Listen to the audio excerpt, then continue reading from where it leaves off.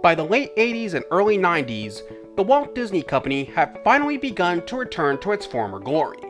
After over 2 decades of stagnation following the death of Walt, they were turning out films that were both critically and financially successful and lived up to the Disney name, thanks to the new regime headed by Michael Eisner, Frank Wells, Roy E. Disney, and Jeffrey Katzenberg. But that wasn't the only area they were excelling at. They were also having great success with their newly formed television animation division, which were turning out shows that had not just engaging stories and characters, but also high quality animation that truly raised the standard for television animation as a whole. But all of this would lead up to their ultimate culmination, when in 1990, Disney premiered a syndicated 2-hour weekday afternoon block that would bring all of their shows together under one roof, which would become the Disney Afternoon. For 7 seasons, technically 9, but I'll bring that up later, the block showcased some of the best, for the most part anyway, and most popular animated shows that Walt Disney Television Animation ever made for weekday afternoons. But just where did the idea for creating the block come from, why did they go with the schedule structure they chose, and what ultimately led to the block's downfall? As always, all of these questions and more will be answered in this video. So with all that said, I'm the Media Nutso, and it's time to take a deep look back at the history behind the Disney Afternoon.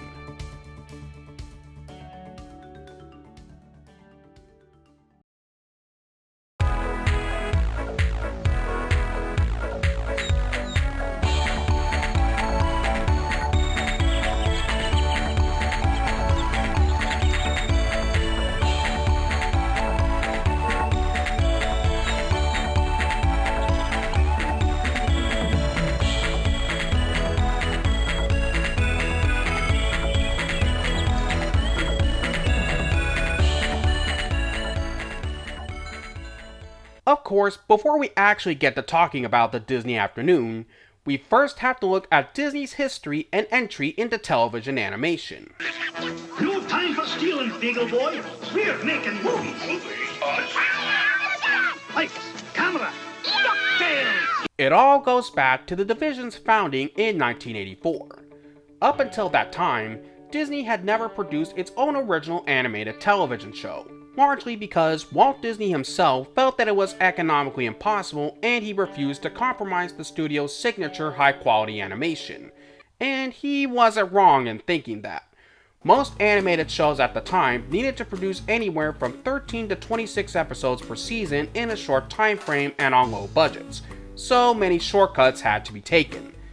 The only original animation Disney produced for television were the intro segments for the Mickey Mouse Club, wraparound segments for some episodes of the Disneyland TV series, which helped bridge together the various shorts that were showcased on the show, and later on, when it was revamped as Disney's Wonderful World of Color, some episodes featured the only Disney character created for television during that time, Ludwig von Drake.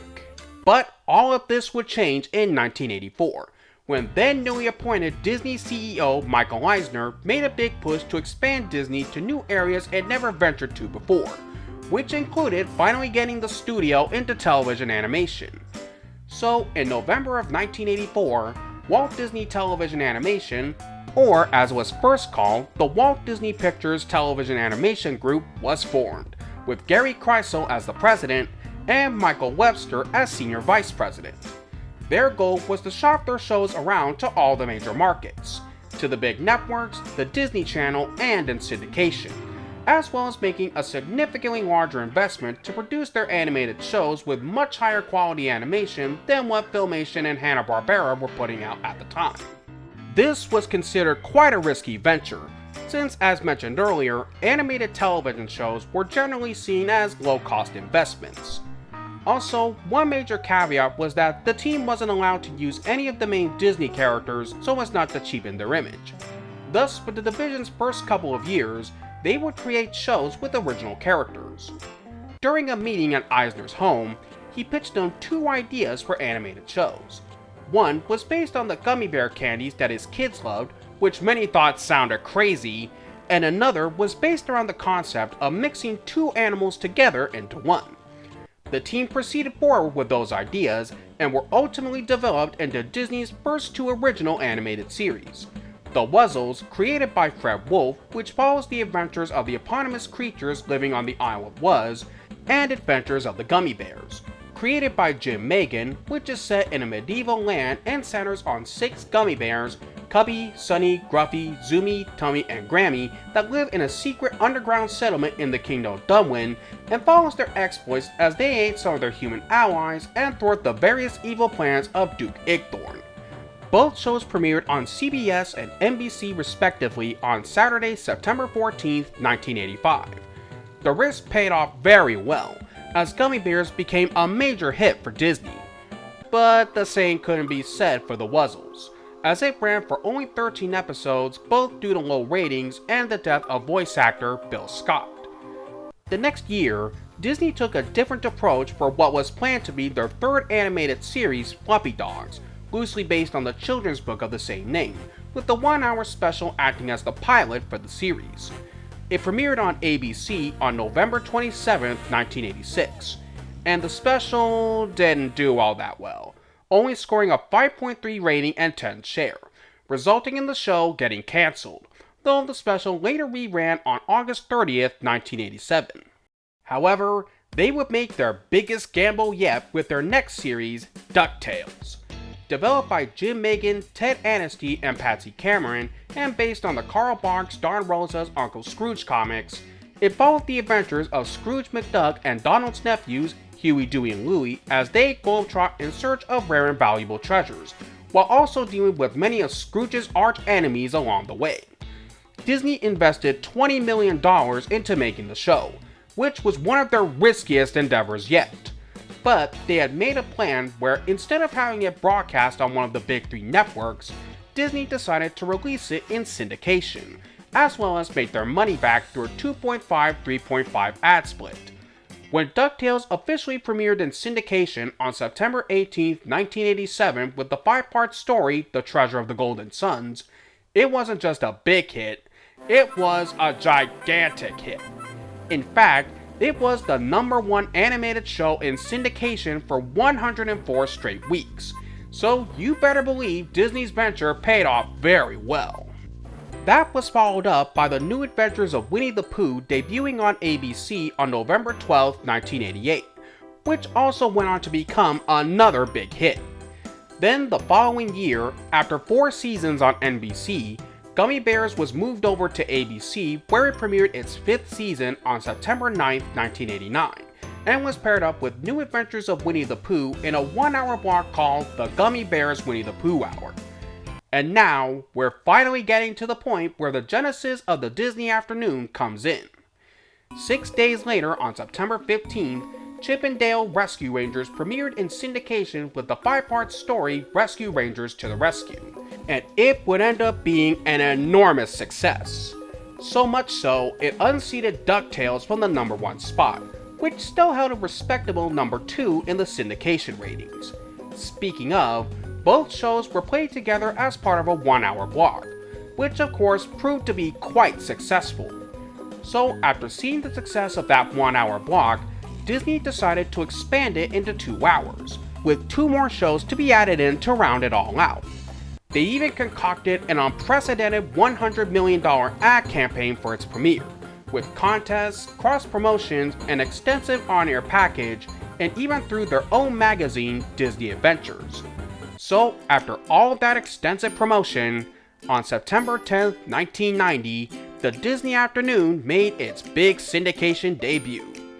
So, now that we've finally covered all of that history, it's finally time to see just what this block had to offer. Don't go away. The Disney Afternoon will be right back. Stay tuned for more fun on the Disney Afternoon. For the inaugural premiere season, in addition to DuckTales and Chip and Dale Rescue Rangers, they added Adventures of the Gummy Bears and the only new series that season, TaleSpin. So let's kick things off with the first in the group, Adventures of the Gummy Bears. I already brought up much of its history in the previous section, so I won't repeat myself here. I will say though that despite it being the oldest show in the bunch, it makes total sense why it was chosen to join the block. It was Walt Disney Television Animation's first majorly successful animated series. Plus, its fantasy adventure setting made it a perfect fit for the block, and the fact that it was popular enough to make it to 65 episodes is pretty impressive. Next up, we have DuckTales. Now, what's interesting about the show at the beginning is even though they had a moratorium on featuring any of the main Disney characters in any of their shows, for DuckTales, they worked around it by having Donald make sporadic appearances in some episodes, mainly in the first season, and inventing the character of Launchpad McQuack to fill in Donald's place. Also, because of the show's immense success, it led Disney to making the feature film DuckTales the Movie, Treasure of the Lost Lamp, released on August 3rd, 1990, over a month before the Disney Afternoon had premiered. It was also notably the first Disney animated show to make it to 100 episodes, which wouldn't happen again until 2 decades later with Phineas and Ferb. Then we've got Chip and Dale Rescue Rangers. Since I didn't give the series synopsis in the previous section, I might as well bring it up here. Created by Tad Stones and Alan Zaslov, the show is all about Chip and Dale along with their friends Gadget Hackwrench, Zipper, and Monterey Jack as they run a detective agency where they deal with crimes normally seen as too small for regular police, which usually involves other animals as their clients. Now, the show actually has quite an interesting backstory. When Tad Stones first came up with the idea for the show, it originally wasn't going to feature Chip and Dale. Instead, it was initially based on the Rescuers, but the idea was rejected as Walt Disney Feature Animation already had a sequel in production, which became The Rescuers Down Under. So Stones came up with another concept under the working title Metro Mice, which would have starred a mouse named Kit Colby, and the team would have consisted of a chameleon, a cricket, and early versions of Gadget, Monterey Jack, and Zipper. When Stones pitched the idea to Jeffrey Katzenberg and Michael Eisner, they both loved the idea, except for one aspect. They weren't too keen on the character of Kit. So, at Eisner's suggestion, Kit was replaced by Chip and Dale in order to give the show some established Disney characters to work with. Kit's main wardrobe was given to Chip, while Dale wore a Hawaiian shirt reminiscent of the one worn by Thomas Magnum in Magnum P.I. Another notable tidbit: where in the classic shorts the duo's dialogue was illegible, in the show they were a lot more vocal, so their dialogue had to be much clearer for the audience to follow along, but still had their vocal pitch sped up. Finally, we have TaleSpin. Created by Jim Megan and Alan Zaslov, the series centers on Baloo Bear, who runs a cargo air service called Hire for Hire alongside Rebecca Cunningham, her daughter Molly, and an orphaned former air pirate Kid Cloudkicker, who forms a fatherly bond with Baloo and becomes his navigator.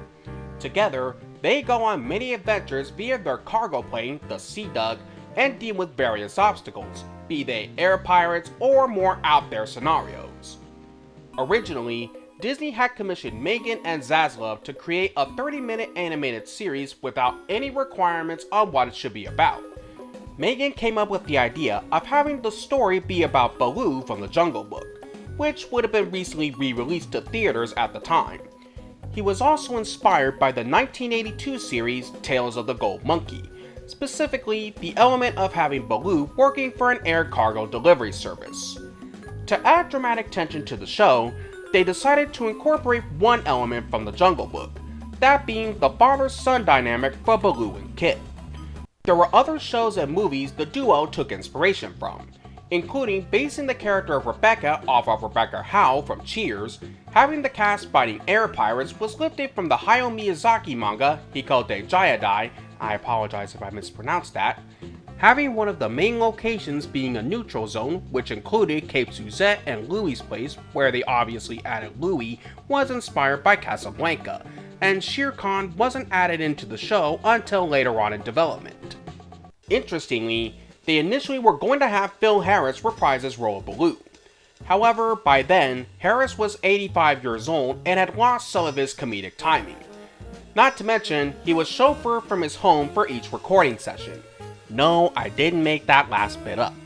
So they ended up scrapping all of Harris's recordings and ended up hiring Ed Gilbert to take over the role. As for the animation, while a majority of it was outsourced like all of their other shows, TaleSpin is noted to be the first animated TV series to utilize CGI, mainly to animate the sea duck and all the other planes when in flight, since it would have been both difficult and prohibitively expensive to hand draw the planes doing all those twists and turns and loop-de-loops they perform in the air, though there were moments where they were actually hand drawn.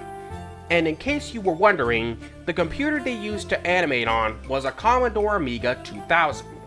Oh, and before anyone thinks I forgot to mention this, I'll mention it here.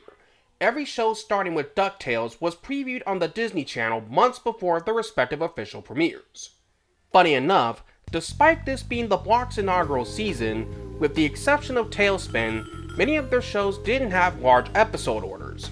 Chip and Dale only had 5 episodes for its final season, while Gummy Bears had 19 and DuckTales had 7, 3 of which were held over from the previous season. That's because they were about to hit the 65 episode threshold, except for DuckTales, as that was gonna hit 100 episodes, which was the minimum needed to rerun each show in circulation for 13 weeks. That, and Disney felt that was enough episodes to produce for each show. Within a few weeks of its premiere, the Disney Afternoon started off very strong. While the block's official numbers were never disclosed, it's safe to say that it was a major rating success. After the block took off, a plan Disney implemented going forward was a special rotation plan, where they would rotate the oldest show out with the newest one and move the other 3 shows up a half hour earlier. This would go into effect during the next season. For the 1991 and 1992 season, Gummy Bears was removed from the block, and in its place was the next new series, Darkwing Duck, which premiered on September 6, 1991. Created by Tad Stones, the series centers on the titular superhero with the aid of Launchpad McQuack, who was previously in DuckTales, and his adopted daughter Goslin, as they go about protecting the city of St. Canard from the various evildoers who try to take over the city, while Darkwing also has to balance being a good father to Goslin under his mild-mannered civilian identity, Drake Mallard. He just has one major flaw. He has a huge ego and a thirst for fame and attention that can sometimes get in the way of him doing the right thing and his crime fighting. Believe it or not, the show was developed as a last-minute replacement, as the original pitch was for a revival to Rocky and Bullwinkle called The Secret Adventures of Bullwinkle, which would have been a modern spin on the classic Bullwinkle show. But that idea was scrapped after Stones and Michael Peraza Jr. found out Disney didn't own the rights to the characters, but rather just the home video rights to the series. Initially, it was developed under the name Double O Duck, which was inspired by 2 episodes of DuckTales, Double O Duck, where Launchpad is a secret agent, and The Masked Mallard, where Scrooge becomes a vigilante superhero. So, Tad Stones was tapped to create the series based on this premise, as one of the executives liked the title, given it was a spoof of James Bond. And that's where they hit a snag. It turned out the Broccoli family owned the Double O name, so they had to think of a new one, which eventually became Darkwing Duck. Other elements, like his wardrobe, which was originally a white tuxedo and a red domino mask, were also changed. And Darkwing coming up with new catchphrases every time he introduces himself were ad-libbed by Jim Cummings during production. Also, contrary to popular belief, Darkwing Duck is not a spin-off of DuckTales. Despite some characters like Launchpad and Gizmo Duck appearing in it, the show is set in its own separate universe. That, and the fact that duck characters have human-like tongues as opposed to duck ones, is a dead giveaway. Another notable tidbit is that it was shown simultaneously on both the Disney Afternoon and ABC Saturday mornings. Also, where most of the shows of the Disney Afternoon featured established characters, Darkwing Duck was the first Disney Afternoon series to have a mostly original cast, as well as being the first series to have more emphasis on the action than the adventure, and the first to be a genre parody, which in this case was Pulp Hero. Hey, it's Santa's sleigh. He's here, he's here. Uh-oh. Look what I found. Tut-tut, nothing to fear. What the? That fiendish Tuscanini wants to spoil Halloween for everyone. Dad! Prepare to suck gas, evildoer! Chill out, Duck Guy. Great costumes, huh? I knew that. For the 1992 and 1993 season, DuckTales was taken off the block, and the new series to make its premiere was Goof Troop on September 5th. Created by Robert Taylor and Michael Peraza Jr., and inspired by the 1950s Goofy shorts where he was a domesticated father, the series is about Goofy and his son Max moving back to Goofy's hometown of Spoonerville, where they end up living next door to Goofy's old high school mate Pete and his family, consisting of Peg, Pistol, and PJ, who becomes Max's best friend, and they all get themselves into some crazy, wacky, and sometimes out there shenanigans. Now, some of you may wonder why the series is called Goof Troop despite there not being an actual troop in the show. Well, it was initially conceived as Goofy Troopers, where Goofy was to have been the head scoutmaster of a troop of young scouts, which wasn't a bad premise, but it proved to be pretty limiting to use in every episode. Then, when Peraza came on board to do some concept art, the creative executive who was in charge of the project had pitched several ideas that featured Goofy, including him being the captain of a fire department, a detective, and a swashbuckling hero, all of which were scrapped. It also didn't help that they didn't have a strong supporting cast, one of which included, and I'm not making this up, alien baby dragons with wings and a large gorilla. His next idea, inspired by Who Framed Roger Rabbit, was to put Goofy in Toontown where he beat the driver of an SUV, though it was at first Benny the Cab, but Peraza had some reservations on it. After all, why would you want to put Goofy into an already zany world? It would have made the premise feel pretty redundant. After that, Peraza was contacted by Gary Kreisel checking in on the project's progress, and since he had a good relationship with Kreisel, he gave his honest thoughts on why the project wasn't working, to which Kreisel agreed and then asked him, what would he do? So Peraza proceeded to flesh out his idea for the show, told it to Kreisel, and he absolutely loved it. Thus, he told Peraza to move forward with his idea. Once all of that was settled, Peraza was unsure if he could pull it off. That was until Robert Taylor was brought on to be the producer. Taylor liked Peraza's concept, and he was happy he got to work with Taylor. Peraza also came up with Pete being Goofy's next door neighbor, his wife Peg, and their two kids, his daughter Pistol, which on a side note, both names are references to Pete's previous names, Pegleg Pete and Pistol Packin' Pete, and his son PJ. After getting the thumbs up on his setups, Peraza and the rest of the team went in with their pitch to the executives, who gave it the green light to series, and the rest is history. One aspect that helped set the show apart is that in addition to being the first series to showcase one of the main Disney characters in a major role, where every show before was set in a timeless fantasy world or sometime in the past, or in the case of Darkwing Duck, a comic book world, Goof Troop was the first Disney animated series to be set in the then current modern times. Also, like with Darkwing Duck, the series was shown simultaneously on ABC's Saturday mornings.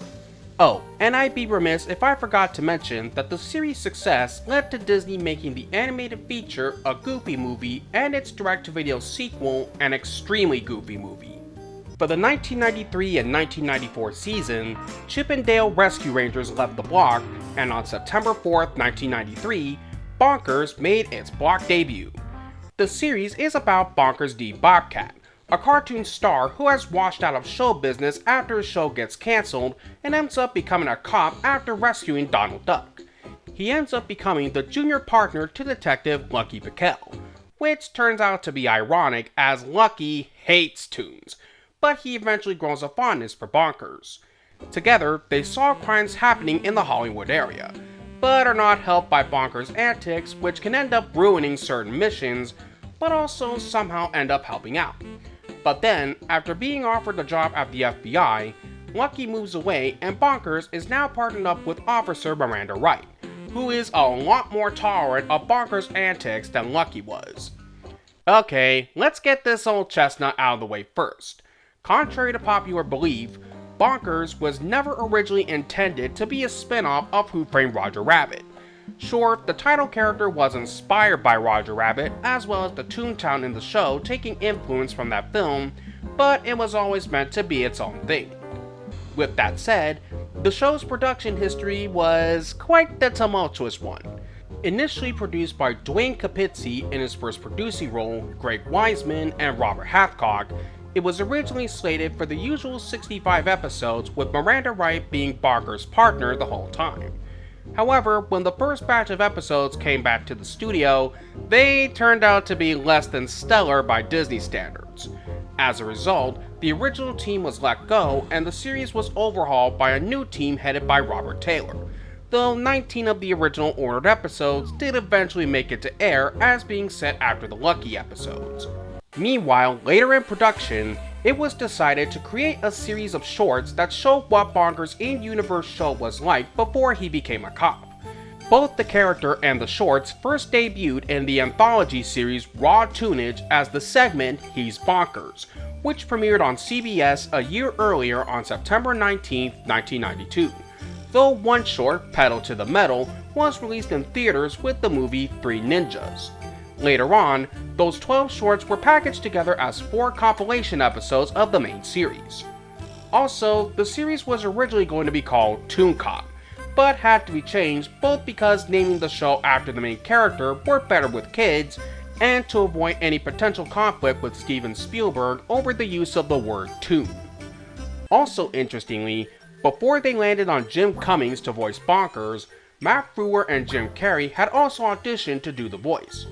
Boy, just imagine how those would have played out.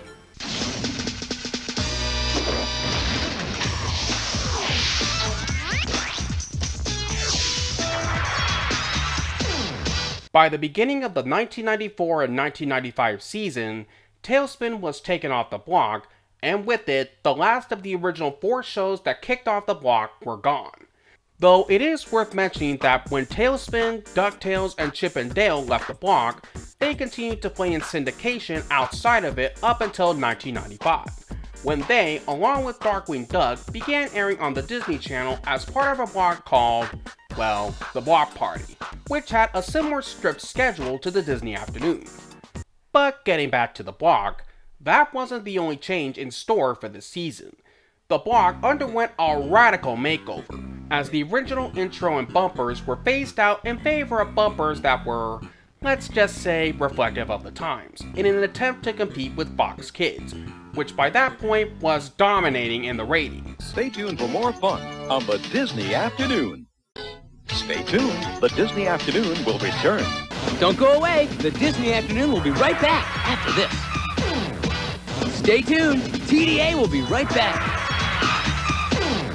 They also did away with the whole rotating new and old shows in and out strategy, and the block was now a mix of new and old shows. And for the end credits, they gave shoutouts to different cities across the US. As for the shows, Bonkers, Goof Troop, and Darkwing Duck continued on, and were joined by Aladdin the series on September 5th, which was also airing on CBS Saturday mornings. Produced by Alan Zaslov and Tad Stones, it was set after the events of The Return of Jafar, though ironically the episodes previewed on the Disney Channel aired 4 months before that film was released, and follows Aladdin, who is now engaged to Princess Jasmine, as they embark on various adventures both in and outside the city of Agrabah. Most of the cast from the movie returned to reprise their roles, with the exceptions of Robin Williams, who was replaced by Dan Castellaneta as the genie, and Douglas Seal replacing Val Benton as the Sultan. Then, a month later, came Gargoyles on October 24th. Created by Greg Weisman and Michael Reeves, it tells the story of a gargoyle clan who lived in a castle in Scotland. After being betrayed and killed by the humans they swore to protect, the remaining members were cursed to a deep sleep until the castle rises above the clouds. 1,000 years later, after the castle was purchased by David Xanatos and reconstructed at his skyscraper, the Erie Building in New York, the Gargoyles awaken once more and have to adjust to their new surroundings, with the help of police officer Elisa Maza, who becomes a valuable ally. Reeves had written the first 6 episodes of the show and served as the primary head writer and story editor for the show's first 2 seasons, while Weisman brought in much of the show's mythology, folklore, and historical elements. Weisman also based the partnership between Goliath and Elisa off of the partnership of Bonkers and Miranda Wright. though not nearly as chaotic as the former was. The first season was developed on a sliding schedule, where each phase of development, writing, storyboarding, and animating, was given a 10-month period with some significant overlap time. Once the first season was in the can, the team asked to have the series picked up for another 13-episode season even before the first season had premiered, which Disney agreed to let them produce 6 more episodes. But when the show ended up taking off both in ratings and toy sales, they were instead asked to produce 52 episodes in order to run the show daily, which the team was not equipped for, considering their production method and the lack of timing to get those episodes out, but Disney wouldn't budge from that order. So their team was expanded fourfold, which involved bringing on more writers and having the role of story editor being handled on a rotating basis. At one point, Weisman had many discussions with Michael Eisner about having Gargoyles be a starting point for a Disney action-oriented universe in the same way Warner Bros. Had DC Comics, but those plans were eventually scrapped following the resignation of Jeffrey Katzenberg and also Gary Kreisel and Bruce Cranston, who were both the show's biggest supporters. That, along with the show being preempted by the extensive coverage of the O.J. Simpson trial and being overshadowed by Mighty Morphin Power Rangers. Initially, the show was meant to conclude at the end of its second season, but was then unexpectedly picked up for a shorter third season, which got moved over to ABC Saturday mornings, but that's a whole other story. Well, enough on that. On January 2nd, 1995, the block saw the premiere of the Schnookums and Me Funny Cartoon Show. Created by Bill Kopp, it's an anthology series broken up into 3 segments. Schnookums and Meat, which are about the titular cat and dog getting into all sorts of hijinks, Piff Possum's Super Dynamic Possum of Tomorrow, a spoof of Batman that starred Piff Possum and his sidekick Obadiah the Wonder Raccoon fighting crime in Possum City, and Tex Tinstar, the Best of the West, an obvious Wild West spoof about the cowboy Tex Tinstar, his horse Hero Boy, and their friends Smelly Deputy Chafe, Percy Lace Daisy, and Floyd the Insane Rattlesnake, causing trouble while going after a group of outlaws known as the Wrong Riders. There isn't much on the making of the show out there, so this'll be a shorter segment. Anyways, the idea to do a series centered around a cat and dog was pitched by Greg Weisman, as he likely wanted to have another comedy series on the block. Schnookums and Meat had originally begun as a segment on Marsupilami, which itself was a spin-off of Raw Tunage. It was also the shortest-lived show on the whole block, only running until March 27th. What's funny about this is that the show actually performed decently well, scoring some pretty good ratings among kids and even teens, which should have been good enough to get it renewed for a second season, but for whatever reason, Disney chose not to. Now, obviously, the show has been compared to Ren and Stimpy and has even been called a ripoff of that show, but this really wasn't the case. The show was more inspired by the works of Tex Avery.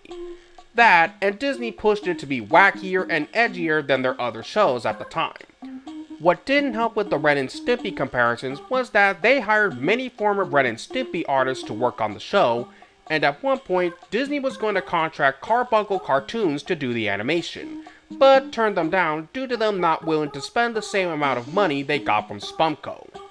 One other tidbit, there was going to be an episode that would have spooked Animaniacs called The Wacky Kookyaks, but was shot down because Disney didn't think it was a good idea. Who knows how that episode would have turned out, but it was probably the right call. Interestingly, unlike the other series, neither one started off with 65 episodes right off the bat, but instead only 13 episodes. As a result, they had to share the same time slot, with Schnookums and Meat running on Mondays, while Gargoyles aired on Fridays, with Bonkers airing for the rest of the week. For the 1995 and 1996 season, Schnookums and Meat was taken off, and only one new show premiered on the block, The Lion King's Timon and Pumbaa on September 8th, which later premiered on CBS on September 16th, making it the last Disney animated show to air on that network. Set in an alternate continuity from the movie, the series follows Timon and Pumbaa going on various adventures in Africa and across the world. Whether it's finding food, escaping danger, or just having fun, they do so while still going by their Hakuna Matata lifestyle. The show also had episodes centered on Rafiki and the Hyenas in their own segments, Rafiki Fables and the Laughing Hyenas. The series was first officially announced on January 24, 1995. It came about because Gary Kreisel found Timon and Pumbaa were the best comedy duo to hit the scene in quite a long time, and thought they had the potential to be just as great a comedy duo as Abbott and Costello. So Bob's Gangaway and Tony Craig were brought on as the show's supervising producers. Early on, it was decided that rather than recreating the tone of the movie, it would instead be more like a Tex Avery cartoon. Gangaway and Craig also wanted to expand on Timon and Pumbaa's personalities as a comedy team, as well as not keeping them secluded to the Serengeti and allowing them to explore the world and meet all sorts of different animals. Once the series began production, what the team did was peg down what animal or situation Timon and Pumbaa got themselves into, then they'd use a Which Animals Live Where atlas to find which country each episode should be set in. Gangaway and writer Kevin Campbell also made a huge list of puns using country names. When the series first began airing, they initially got Nathan Lane to reprise his role of Timon for 10 episodes, but was then replaced by Quentin Flynn for the rest of the first season. Then, for season 2 onward, Kevin Shawn took over the voice. As I mentioned earlier, Gargoyles' second season was ordered for 52 episodes and had its time slot expanded. So during this season, it played Monday through Thursday, while Timon and Pumbaa aired on Friday.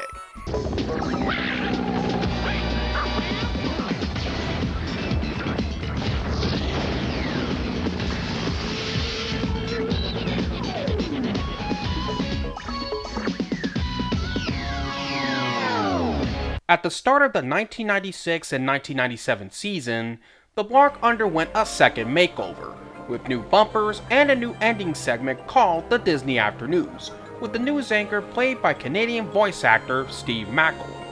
As for the shows, both Goof Troop and Bonkers were dropped from the block, with Gargoyles, Aladdin, Timon and Pumbaa, and Darkwing Duck remaining, making the latter the oldest and longest running show on the block. As for the new shows, 2 of them made their premiere, Quack Pack on September 3rd, and Mighty Ducks the Animated Series on September 6th, which also premiered on ABC Saturday mornings. For Quack Pack, which was created by Toby Shelton and Kevin Hobbs, it was about Donald Duck working as a cameraman along with Daisy, who is the reporter for the show What in the World. And they, along with Huey, Dewey, and Louie, who are now in their teens and reflect some of the trends of the time, travel across the globe seeking any noteworthy news stories, along with dealing with some everyday problems. When looking for inspiration for the show, Shelton and Hobbs looked to the classic Donald Duck cartoons, where Shelton noted that Donald mostly interacted with humans, so it was decided to incorporate humans into the show, firmly establishing that it's set in a different universe from DuckTales. This is why, despite their hometown being Duckburg, there's no mention of Scrooge McDuck or any of the characters or events from that show. Initially, the show was going to be called Duck Days, but was changed midway through production, though there are some references to that original title in the theme song. The series was notable for marking the first time the nephews had 3 distinct voices and personalities. How they were executed, though, is subjective. Also, yes, obviously Quack Pack was made to try and replicate the success of Goof Troop. As for Mighty Ducks, which was created by Marty Eisenberg, Robert N. Skur, and David Wise, it is very loosely based on the live-action film trilogy of the same name. How loose are we talking? The only connections to the films are the hockey theme and the team name the Anaheim Ducks. Otherwise, it's a completely different entity set in its own universe, centered on a team of 6 humanoid ducks from the planet Puck World, where they treat hockey as a full-on lifestyle in another dimension, attempting to free their planet from an alien race known as Saurians. When the Saurians attempt to escape through an interdimensional portal, the ducks follow them in. However, both end up entering a different dimension and landing on Earth, specifically in Anaheim, California. From there, the Ducks meet a human named Phil Palmfinger, who becomes their manager and makes them an official hockey team, while they also continue their battle with Lord Dragonus and the Saurians. Unfortunately, there's really not a lot of behind-the-scenes information on the show, so I'll make up for it by talking about some interesting trivia. While the show very much deviates from the original films, there are some aspects that were lifted from the actual team. While Wing's name was taken from the team mascot, the team colors were the real team's actual colors of the time, even including the main duck emblem on their uniforms, and the main arena they play in, the Pond, was based on the Arrowhead Pond of Anaheim, which is now called the Honda Center. Also, much of the hockey shown in the series is accurate to the actual gameplay. One other bit, the character of Mallory was originally going to be blonde. Okay, we better address this. Yes, Disney was attempting to dip back into the duck well, given this and Quack Pack premiered in the same year, and it was attempting to capitalize on the whole radical trend of the time, even going as far as having David Wise, who was one of the main writers and story editor on the original Teenage Mutant Ninja Turtles cartoon, as one of the creators and writers. Though, funny enough, the show premiered just as the original Ninja Turtles was airing its final season on CBS. Or not, depending on the affiliate. Like with the previous season, 3 shows shared one time slot, with Timon and Pumbaa airing on Mondays, Quack Pack Tuesdays through Thursdays, and Mighty Ducks on Fridays. But not even those shows could help keep the Disney afternoon afloat. Even before those shows premiered, the block had been suffering a significant decline in ratings and ad revenue, thanks mainly to the rise of Cartoon Network and Nickelodeon, and UPN and the WB having their own children's programming blocks. So Disney decided to revamp the block and made an agreement with the Leo Burnett agency to market and distribute it for the next 2 seasons, along with forming a partnership with them and Kellogg's, who have been one of the Disney Afternoon's major sponsors. And so, on September 1st, 1997, the new revamped block made its debut. The Disney Afternoon name was dropped and it was never given an official new name, though it was internally called the Disney Kellogg's Alliance, and the block was cut down to 90 minutes. As for the shows, for the 1997 and 1998 season, Timon and Pumbaa, Gargoyles, Aladdin, and Darkwing Duck were officially dropped, and the block premiered with 101 Dalmatians the series, which also premiered on Disney's One Saturday Morning 12 days later on September 13th. Developed by Jim Jenkins and David Campbell, who also served as executive producers alongside Bob's Gangaway and Tony Craig, the series centers on 3 puppies, Lucky, Rolly, and Catpig, along with their family on the Dealey farm in England. Along with their friend Spot, a chicken who wants to be a dog and become a member of the Bark Brigade, they get into many crazy escapades and adventures on their farm and dealing with the evil Cruella de Vil. When developing the series, Gangaway felt that both the 1961 and 1996 films were more about the human characters than the dogs, so they wanted to make the series more about the puppies' individual personalities. They also had to expand on Cruella in order to make her more of a greedy character, which proved to be pretty daunting given, Cruella is seen as one of Disney's greatest villains. For the overall look of the show, the producers decided to give it a very stylized look, different from the 1961 film by utilizing a thick and thin line approach, which Gangaway and Craig previously used on another show they did, Two Stupid Dogs at Hanna-Barbera. The block also reran Mighty Ducks and Quack Pack in an interchangeable slot, and to fill in the third one, they added reruns of DuckTales. By the 1998-1999 season, 101 Dalmatians the series concluded its run, and was replaced by Hercules the Animated Series on August 31st. Developed by Tad Stones, the series served as an interquel to the movie, taking place during Hercules' formative training years with training under his personal trainer Phil, while also attending Prometheus Academy with his friends Cassandra and Icarus, and having to navigate everyday life as a demigod. When the Hercules movie was being made, directors John Musker and Ron Clements jokingly told Stones that they were doing a pilot for a series. When the show actually began development, it was decided that the team could capture the film's irreverence more easily by having it set within the events of the film. Stones even said that, by ignoring continuity and trying to stay true to the elements of humor and adventure in the film, we came up with a much stronger series that really stands on its own. As most of the cast from the film signed on to reprise their roles, and especially James Woods as Hades, many big-name actors expressed interest in taking part of the show. As a result, over 150 celebrities appeared in the series, including but not limited to Merv Griffin, Jennifer Love Hewitt, David Hyde Pierce, and Wake Martindale. As the block wore on, it was very apparent that it was well past its glory days. Mind you, the shows on it weren't bad, but it wasn't garnering as much attention as it did in its prime. However, by mid-1999, none of this would matter as the block's run was about to draw to a close. Around that time, Disney had arranged a deal with UPN to program a brand new children's programming block to replace their floundering UPN Kids, which would eventually become Disney's 1-2. That, and Disney had formed a new cable channel, Toon Disney, in 1998, where they could air their older animated content 24/7. And so, in September of 1999, the Disney Kellogg's Alliance came to an end and Disney's 1-2 made its big premiere on September 6th. Yes, it was sad to see it come to an end, but it was probably for the best in the long run. To put it bluntly, the syndicated television landscape had changed a lot in 9 years, with new regulations being implemented, the stronger competition from some of the network kids blocks, and from the big children's cable networks. With that said though, the block had an incredible run, did a great job at bringing a lot of memorable Disney animated shows, and helped raise the standard of what television animation as a whole could be.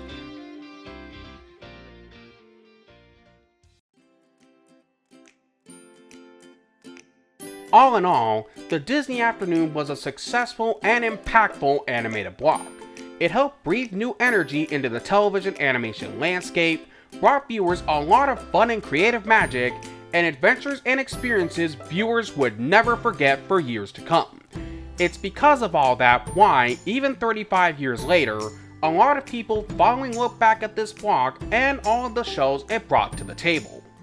I hope that you all enjoyed the video and that it gave you a lot of great and intriguing insight into the history of this block. If you liked what you watched, please be sure to leave a like on the video, subscribe to my channel, and comment your thoughts down below. With that said, did you grow up with the Disney Afternoon? And even if you didn't, what were your favorite shows from the block? Until next time, this is Media Nutso saying, thank you all very much for watching, and I'll see you on the next one.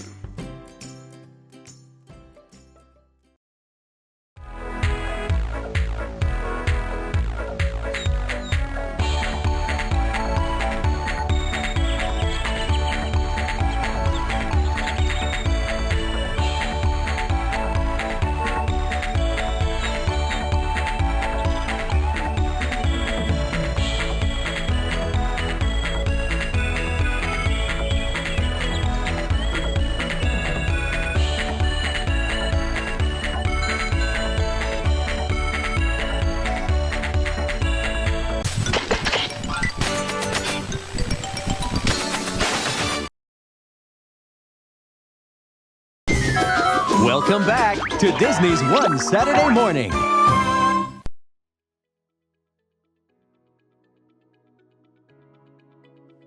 Yes, Saturday mornings. A bygone pastime that helped create many people's most cherished and fondest childhood memories.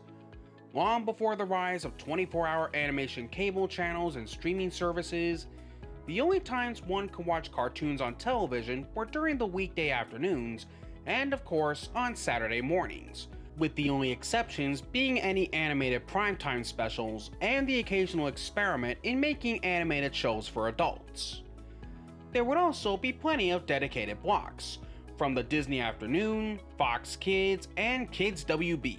However, out of the many animated blocks created, there is one special Saturday morning block in particular, along with its sister weekday block, that were made during the late 90s that holds a special place in many hearts, including yours truly.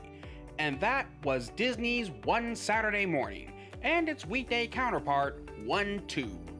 Over the span of 5 years and 4 years respectively, they spawned some of the most memorable animated shows to ever air on ABC Saturday morning and weekday afternoons. But just how were these two conceived? What went into their development? And why did they end after only a few years? Well, all of that and more we'll be uncovering in this video. I'm the Media Nutso, and it's time for us to pay a revisit to Disney's One Saturday Morning and One Two.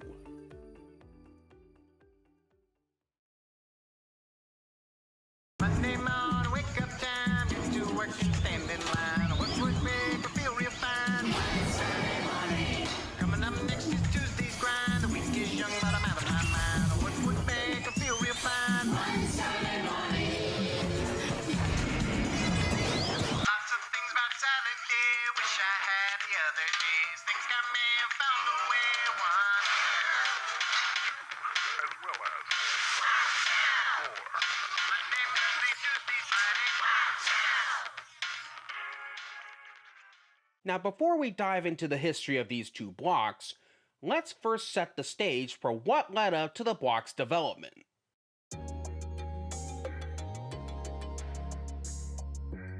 Our story begins back in 1990, when the Children's Television Act was first signed into law. Yes, this is actually relevant to this story. Anyways, for those that don't know, or if you live outside the US, the short version is this act came about because during the past decade, parents and advocacy groups, particularly Action for Children's Television, were continuously criticizing the large amount of cartoons based on toy lines for lacking any real educational value and for being seen as just glorified toy commercials.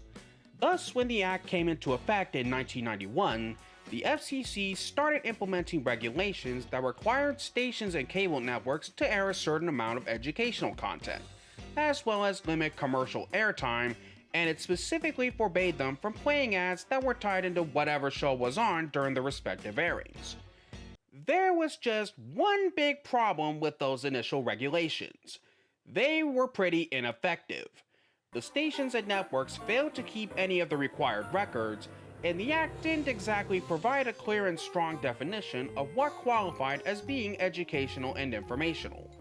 Therefore, if a network or station wanted to air, say, Teenage Mutant Ninja Turtles or Mighty Morphin Power Rangers, they could say they're educational because certain episodes tackle specific social and/or moral issues, even though it was very clear those shows weren't made to be educational in the slightest. Now, they did try to respond by putting in short PSA tags at the end of each episode, but that unfortunately wasn't good enough. So, in August of 1996, the FCC adopted the Children's Programming Report and Order, which did two things.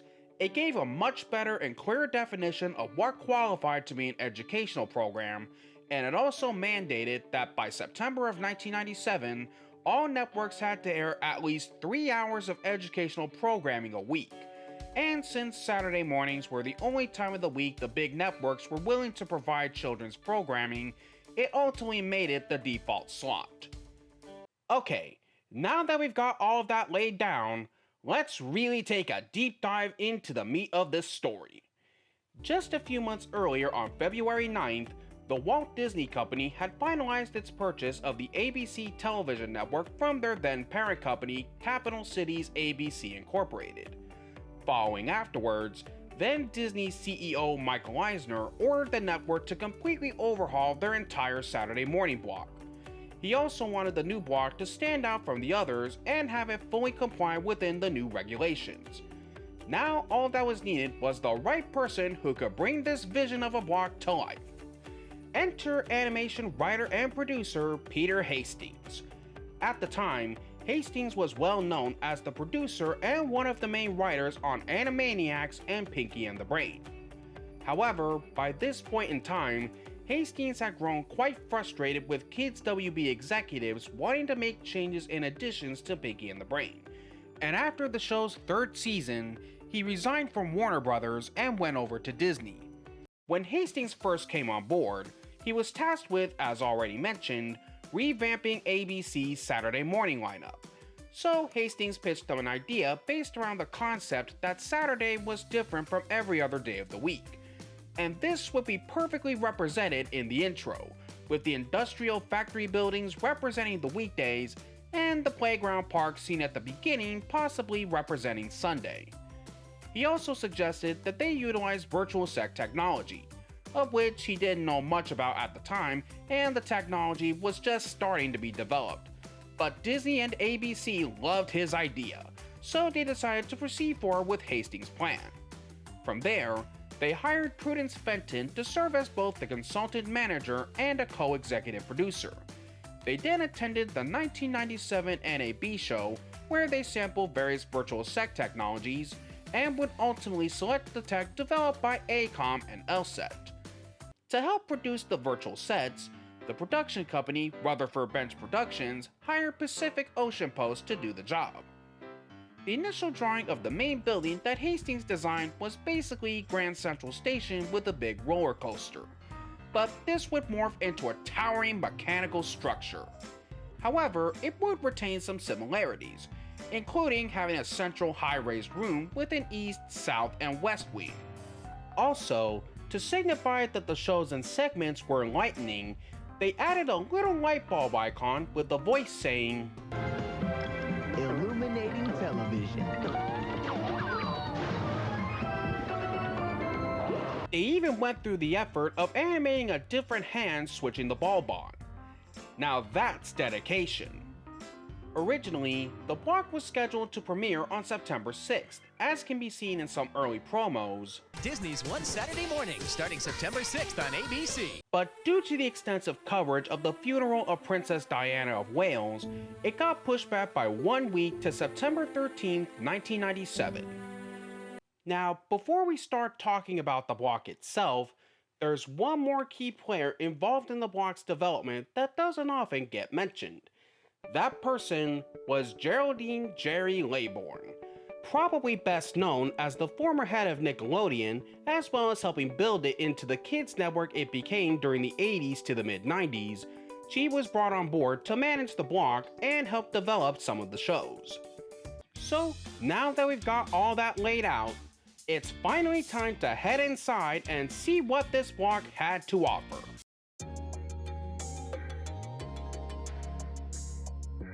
One Saturday Morning was broken up into 2 sections, 3 hours worth of regular animated programming and a 2-hour subblock, the titular One Saturday Morning, consisting of 3 shows that were given 40-minute time slots, with the extra 10 minutes consisting of host and educational segments, comedy sketches, and the virtual world envisioned by Peter Hastings. First up, we have the inaugural flagship shows, and the very first one was Doug, which had premiered the season before. Now, we all remember Doug as one of the original 3 Nicktoons, so just how did Disney get a hold of it? Well, to elaborate, when the show premiered alongside Rugrats and the Ren and Stimpy show on August 11th, 1991, it did pretty good. It wasn't a huge hit at the level of Ren and Stimpy or later Rugrats, which is made more ironic as the network executives had hoped Doug would be their breakout hit, but it did well enough to run for 4 seasons on the network. However, that's when they hit a snag. By the time season 4 ended, Nick hadn't picked up the show for a 5th season, which would have pushed the episode count to 65. See, one of the deals made for the original Nicktoons was a promise that each show would get 65 episodes, which would span across 5 13-episode seasons. But if Nick didn't deliver on that, then the rights would revert back to the original creators and they could take their shows elsewhere. So creator Jim Jenkins and his partner co-executive producer David Campbell continuously pressured Nick to renew the show for that 5th season, to which Nick had 2 years to change their decision. And when it didn't happen, you guessed it, all the rights reverted back to Jenkins and his production company Jumbo Pictures. But during that time frame, other networks started expressing interest in picking up the show, and ABC was one of the networks interested in picking it up, which Jenkins and Campbell did inform Nick of in the hopes of speeding up their decision. At the same time, after Disney fully acquired ABC, they had caught wind of how much of a hot property Doug was fast becoming. So naturally, they wanted in on it, right? Oh ho, Disney did want in alright, but they got more than just that. They didn't just acquire the show, but also the entirety of Jumbo Pictures, and with it all of the show's rights, including its trademark and the rights for future merchandising. They even made Jenkins and Campbell Disney executives. On the flip side though, thanks to a special condition, Nick was allowed to retain the rights to the episodes produced during their tenure, so that's how Doug became a Disney property.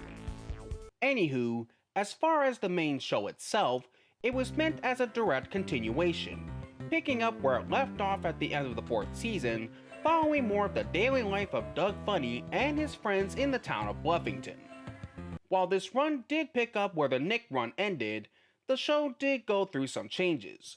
The episodes were now a full 22 minutes instead of 2 11-minute segments, the recording was moved from New York to Los Angeles, and due to not settling on a decent deal, Billy West didn't return to reprise Doug and Roger, so they were recast to Tom McHugh and Chris Phillips respectively. When the show premiered on ABC on Saturday, September 7th, 1996 as brand spanking new Doug, yes, that's what it was first called, but it was later changed to just Disney's Doug, audience and fan reaction was pretty mixed. Many weren't big fans of the changes made to the show, and even some of the cast and crew members felt that the show wasn't the same. However, those that gave it a fair chance felt that it was good in its own right, and that it worked as a continuation. But regardless of what people thought of this run, there was no denying that it was a huge hit. In fact, for about a year, it was ABC's highest rated Saturday morning show. Naturally, with that kind of success, it was brought over to one Saturday morning and became one of the block's flagship shows. Next up, we have Pepper Ann. Created by Sue Rose and based on a comic strip series she had done for Young and Modern magazine, the series centered on Pepper Ann Pearson and all of the crazy and wacky shenanigans she and her friends and family go through on a daily basis in the town of Hazelnut.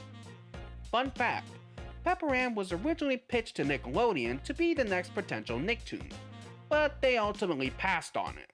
However, snippets of the pilot can be seen in a couple of early promos. The show was particularly notable as being the very first Disney animated series to be created by a woman, and it wouldn't be for another 18 years that Disney would get another in-house show created by a woman. Another important person involved with Pepper Ann's production was Tom Warburton, better known as Mr. Warburton, who served as the lead character designer. One other tidbit, it was Michael Eisner that pushed to have a show starring a girl as a part of the block. Say whatever you may about some of the man's business decisions, but when he got one right, he got it right. Last but definitely not least, we've got Recess. Created by Paul Germain and Joan Salabert, the show focused on 6 4th graders, TJ, Vince, Gus, Mikey, Gretchen, and Spinelli attending 3rd Street School and how they tackle various conflicts that occurred during recess and in or out of class. Of the 3 flagship shows, this one became the block's big breakout hit, unseating Doug to become its highest rated show. It would go on long after it stopped producing new episodes in 2001, and even later when the block got overhauled. Just goes to show how much of an enduring success Recess was. All 3 series went on to last for 65 episodes, which was the standard for most Disney animated series at the time. Funny enough, even though one verse in the theme song says, "5 hours of summer, once a week, one Saturday morning." The 3 shows have their characters attending school. Just a rather funny and ironic juxtaposition, though it did make sense for Recess. The other new additions to the block that first year were 101 Dalmatians the series, based on the 1961 animated film, and also premiered a year after the 1996 live-action remake, and one of the only non-Disney produced shows, Science Court. Created by Tom Snyder and animated in his signature Squiggle Vision style, it taught various science topics through a mix of courtroom drama, humor, and various science experiments. There were also a few shows that were carried over from the previous lineup. Alongside Doug, there was The New Adventures of Winnie the Pooh, which had long ended production in 1991, but continued to do well on the network, and also helped further fulfill the EI requirements. Jungle Cubs, a spin-off that somewhat acted as a prequel to The Jungle Book, Schoolhouse Rock, which had been an ABC Saturday morning staple since 1973, and finally, there's the Bugs Bunny and Tweety Show. Now, the only reason this show made it over was because of contractual commitments ABC had made when they acquired the rights to the show from CBS in 1985. It at first remained at a full hour, which it had been since its third season in 1988, but then was trimmed down to a half hour during its final year on the block. We'll be right back. Welcome back to our show. Oh, but one Saturday morning had much more to offer than just the shows. There were also the host segments and the interstitials. For the former, they were hosted by Charlie, played by Jessica Brunel for the first season. Did you hurt yourself? Yeah, I cut myself shaving. Shaving. You shave your forehead. Yeah, don't you? No, I don't shave my forehead. I don't have hair on my forehead, and neither do you. Because I shave it. Okay, please stop. Okay, listen. Okay, I'll go 3 days without shaving my forehead, and you'll see what happens. But was then replaced by Mimi, played by Valerie Mae Miller, and her elephant sidekick, Jelly Roll, voiced by Brad Garrett for the second and third season. Hey, Jelly Roll, what you doing? Hi, Mimi. I'm feeding my pet. Fertilizer? You're feeding your pet fertilizer? Of course. It's a petunia. I just planted the seeds this morning. And you know what I have to say about that. As for the latter, they comprise of Great Minds Think for Themselves, featuring the Genie, voiced by Robin Williams, presenting various facts about certain historical figures and inventors. Albert didn't even speak till the age of 3. See, Papa? What is Imke? In school, his brilliant mind was always racing. It's Einstein's mind teaching itself Euclidean geometry by the age of 12. He became the most influential and famous scientist in the world. Mrs. Munger's class, basically a series of conversations between the titular teacher and her students presented via yearbook photos animated in Photoshop and After Effects. Simmer. Class, I hope you are all prepared to give your oral reports today. I would be proud to present my report, Mrs. Munger. Well, terrific, Dawn. By the way, the skits would get Disney into some legal trouble, as 4 former students and the teacher filed a lawsuit for using their photos without permission or clearing their personality rights. Fortunately, the lawsuit was settled for an undisclosed amount. Later, the series was succeeded by Centerville, which was essentially a similar thing, but it takes place in the titular town of Centerville instead of inside a yearbook, and is done to the tune of a drum beat. I think I'm getting car sick. Now that I believe. Suspension needs a workout, or it goes stale, like bread. What's the diff? Where you, well, spot the difference between the two pictures. What's the diff? Round 1. Hey, can you find the 6 differences between this picture and this one? Yeah, sure, they look the same, but they're not. 6 things are different about them. We're gonna come back 2 more times to see if you can find out what's the diff. Then stick around for the answers later on right here inside Disney's One Saturday Morning. How Things Work, a parody of comic books and 1950s educational films, where a man, Mr. Works, voiced by Corey Burton, gives a very nonsensical explanation of how certain things work. You say motors and blades. I say futuristic supercomputer capable of communicating with metal. Inside every can opener, 13 tiny Nobel laureates operate analytical engines powerful enough to launch a rocket ship to Mars. Manny the Uncanny, starring Paul Rudd, exploring various subjects. Here's Mr. Charles Glass. Hello, Charles. How you doing? I'm pretty good. Now, Charles is going to teach me to be fit. Build up my chest so I'll be able to float or something. Right. Okay. The Tube Dwellers, showing the many adventures of 2 workers both named Bob working inside a TV set. All right, give me another one. All right, 6 letters, appalling or shocking? Anything ugly. Anything ugly. Is that 6 letters?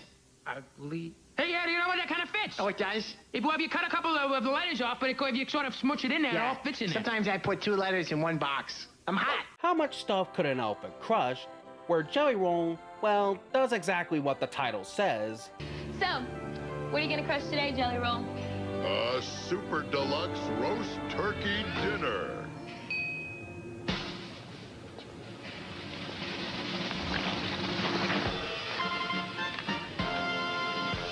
And Find Out Why, starring Timon and Pumbaa, where Pumbaa asks a question, Timon gives a very outlandish answer to said question, and then the former explains how the subject matter really works.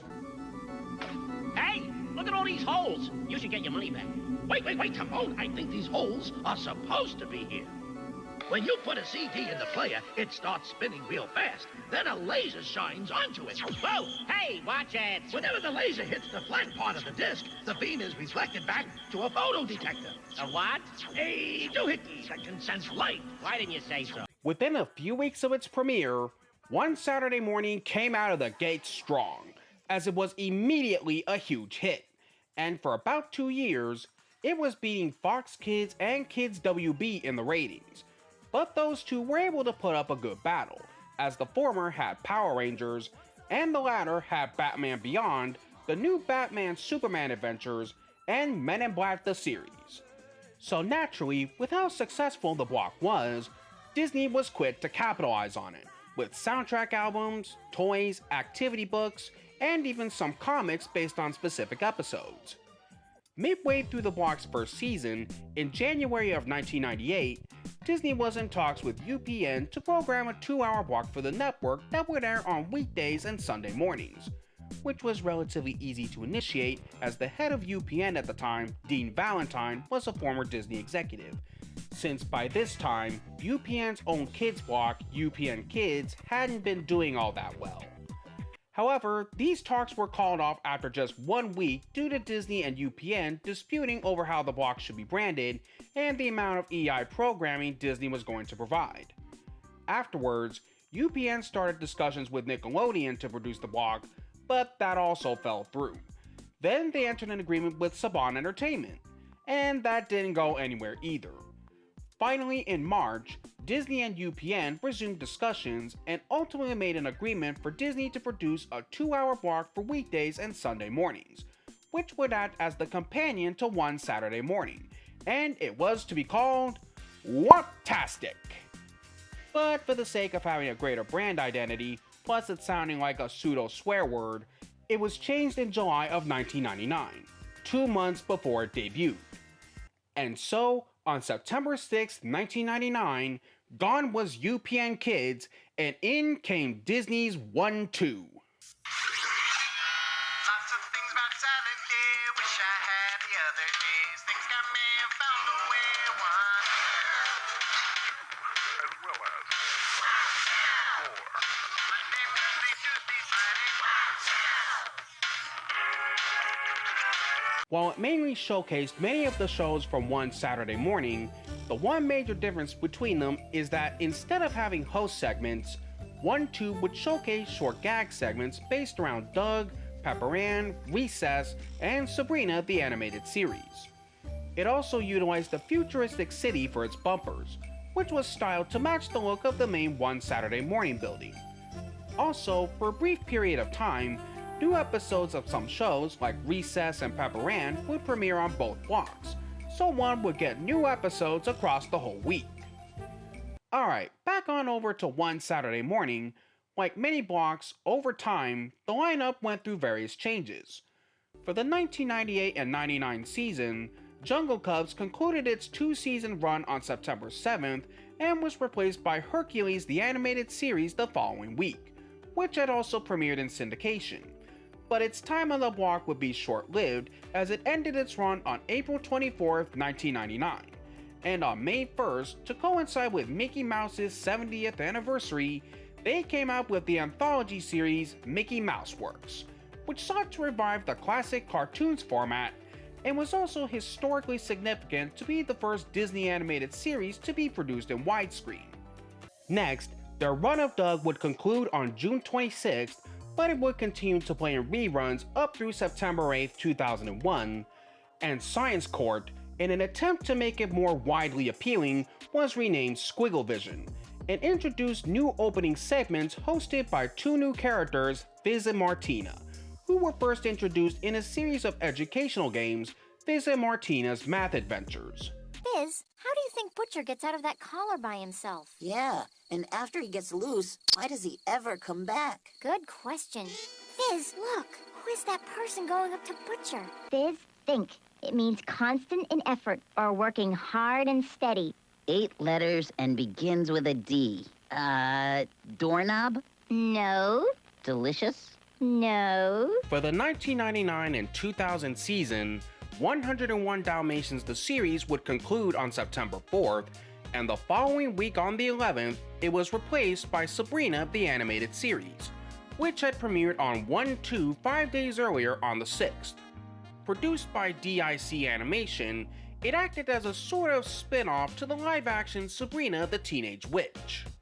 An interesting story about its edition is that prior to Disney's purchase of ABC, their then parent company, Capital Cities ABC Inc., made a joint venture with DiC where they would have 95% of the majority stake, while DiC's co-founder Andy Hayward retained the other 5%. Thus, after Disney bought ABC, they had also acquired their stake in DiC. So for a short time, DiC became a Disney subsidiary. But even with that, they did treat Sabrina like it was one of their own. Anyways, the other new show added that season was The Weekenders on February 26, 2000. As already mentioned earlier, the Bugs Bunny and Tweety show was trimmed down to a half hour and would end its long network run on September 2nd, which was really no big loss as they were playing on Cartoon Network and Boomerang at this point. Lastly, both Squigglevision and Schoolhouse Rock would conclude their runs around the same time. On 1/2's end, both Doug and Hercules the Animated Series would leave the block in late 2000.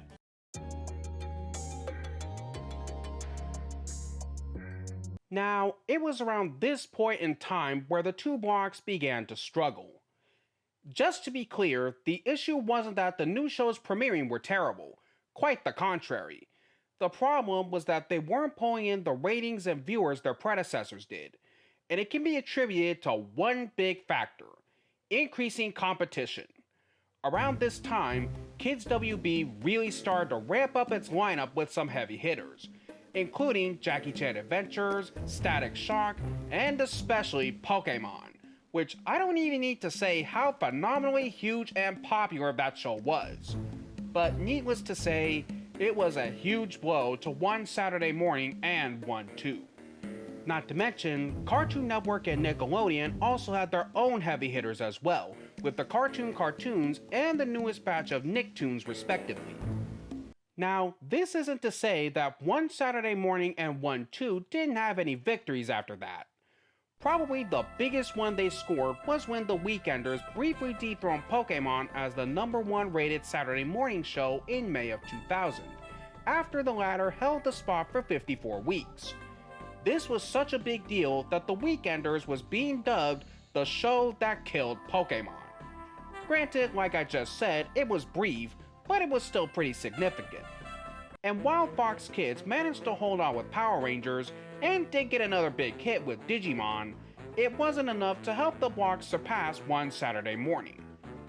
Anyways, for the 2000 and 2001 season, it was sort of a transitionary period. At the start of the season, it introduced a new opening with the shorter rendition of the theme song,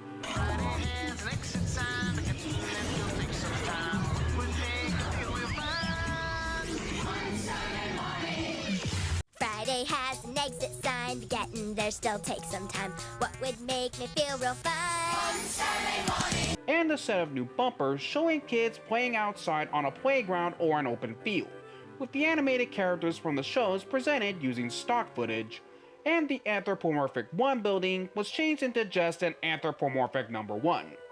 But it still retained the subblock and many of the sketches and interstitials.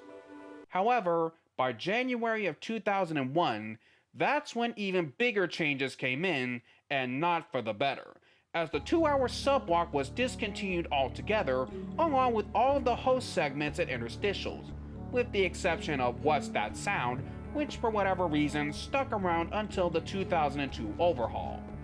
As for the shows, some new ones made their premiere.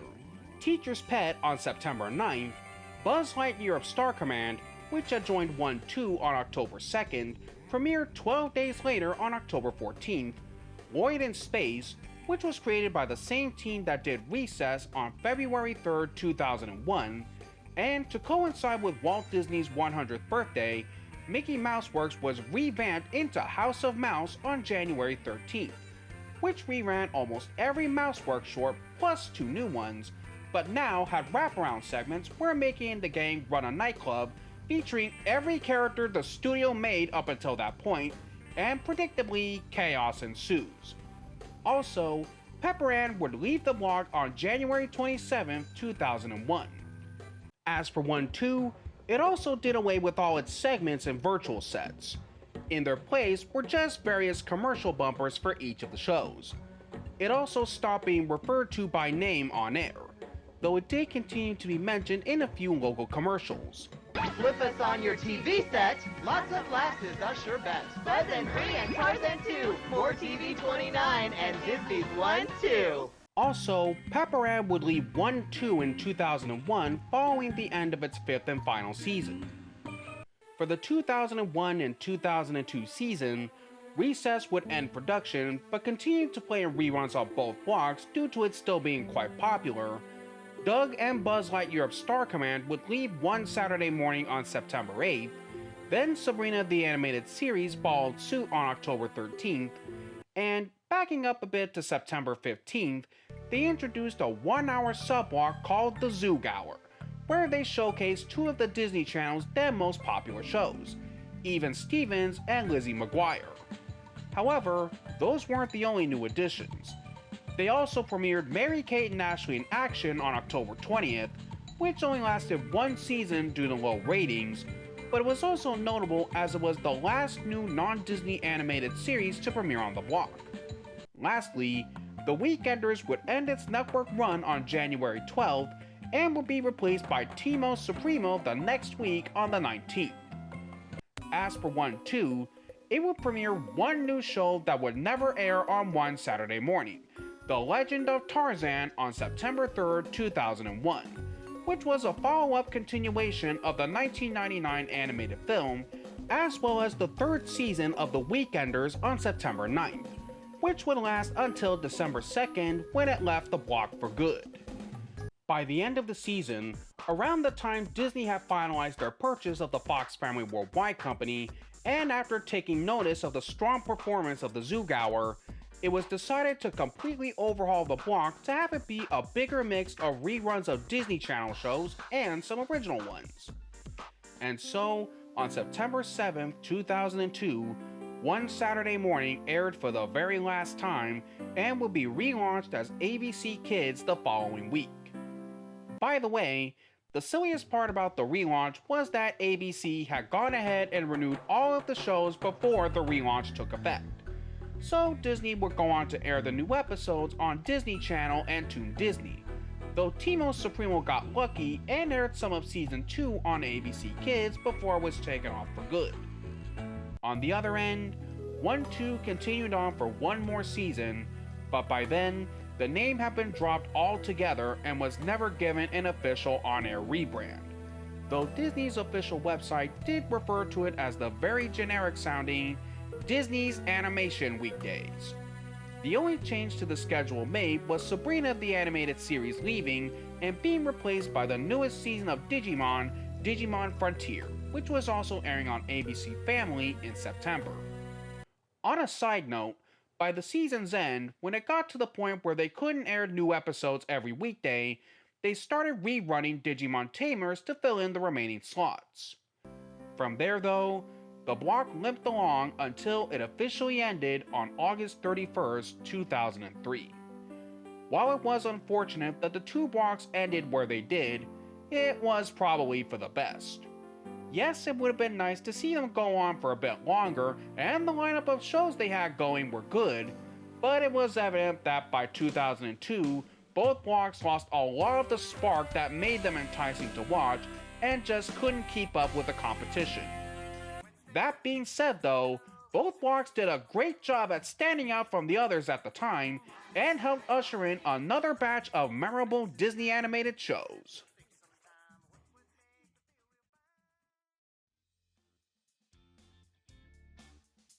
All in all, Disney's One Saturday Morning and 1-2 were creative and imaginative blocks, with some great and entertaining shows, fun skits and segments, and did a fairly good job at being educational for the time.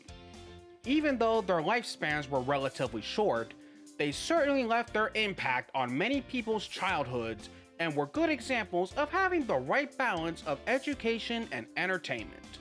I hope you all enjoyed this video and that it gave you a great and fun nostalgic insight into the history behind the two blocks. And if you'd like to see more, please leave a like on this video as well as subscribe to my channel, and be sure to comment your thoughts down below. What were some of your favorite shows and sketches from each block? Until next time, this is Media Nutso saying thank you, and I'll see you on the next one.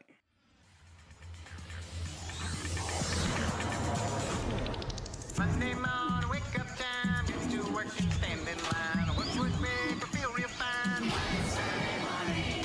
Coming up next is Tuesday's grind. The week is young, but I'm out of my mind. What would make me feel real fine? Saturday morning. Lots of things about Saturday, wish I had the other days. Think I may have found a way. 1, 2, as well as more. Monday, Tuesday, Friday. Wednesday, Thursday, jammed in the middle. Once again, make foes a riddle. What strung me loose, but plays like a fiddle. One Saturday morning. Friday has an exit sign, but catching that will take some time. Would make you feel real fine. One Saturday morning. Wednesday, Thursday, Tuesday, Friday. More.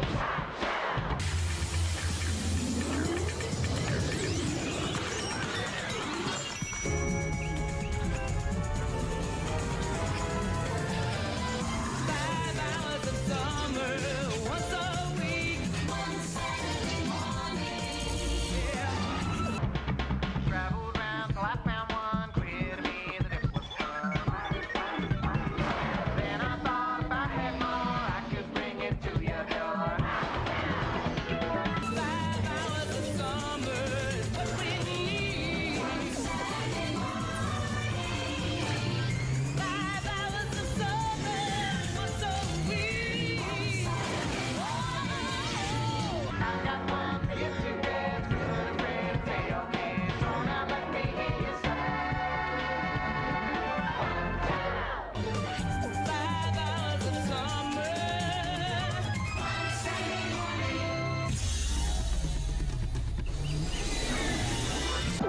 morning. We'll be right back to Disney's One Saturday Morning.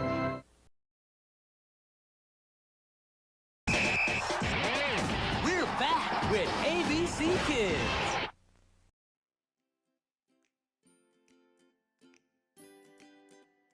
The year was 2002, and the network's Saturday morning landscape was undergoing some of the biggest changes they'd seen in quite a long time. Kids WB was still going strong in the ratings. Fox Kids ended its 12-year run on September 7th and was replaced by the Fox Box, which later became 4Kids TV. Nick Jr. on CBS would become Nick on CBS. NBC would partner up with Discovery Kids to launch, well, Discovery Kids on NBC.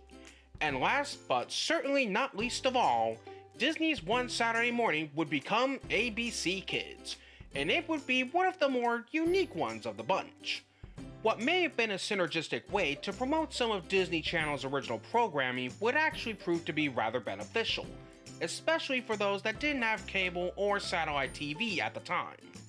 However, toward the end of its run, the lineup would stagnate and have an unceremonious conclusion on August 27, 2011. So just how did this block start off with such great promise, only to then stall out at the very end? Well, that's just what we're gonna find out today in this video. I'm the Media Nutso, and it's time we take a dive into the rise and fall of ABC Kids.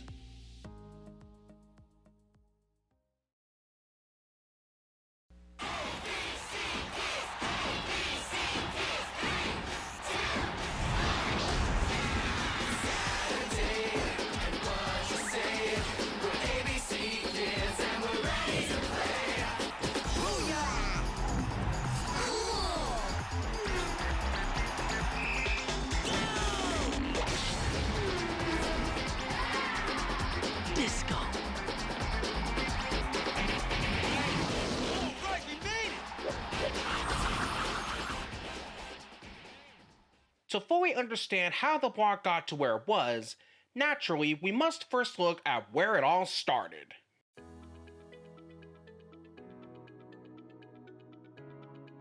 I already talked about much of this near the end of my One Saturday Morning video, so click here if you want to find out more. But to give you the recap, by the 2001 and 2002 season, Disney's One Saturday Morning was in a rough spot. Ratings had fallen to half of what they used to be, thanks in large part to the original short sketches and interstitials being discontinued the season before, and the competition was growing stiffer than ever before.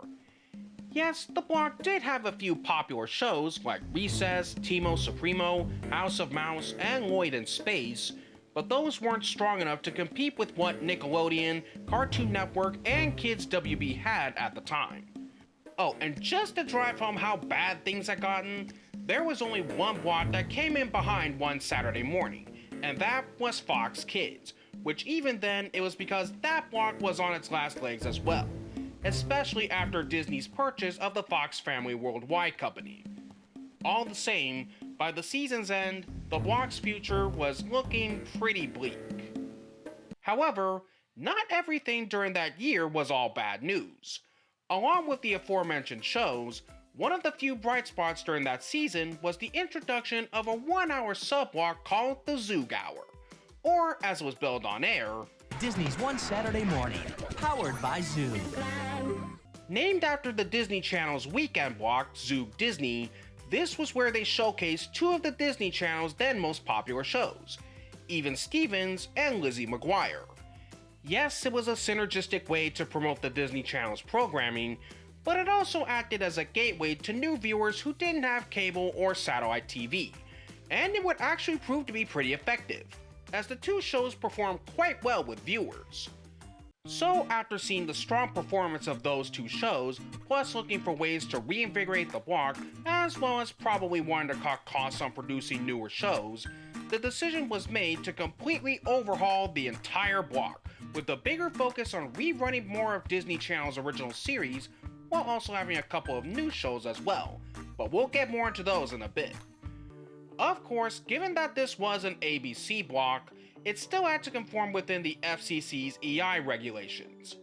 This is why for some of the shows, there were episodes or even whole seasons that didn't premiere on the block at all. Oh, don't you worry, we'll get more into how this affected the block later down the road. Also, as mentioned at the end of the One Saturday Morning video, just before the relaunch, ABC had gone ahead and renewed all of the shows on the previous lineup before the overhaul took effect, which was a rather silly and short-sighted move on their part.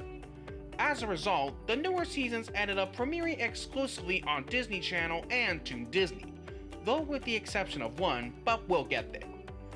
For the block's bumpers and interstitials, they have it set in a massive CGI sports stadium, which looked far more visually appealing than watching kids playing in a park or open field with animated characters.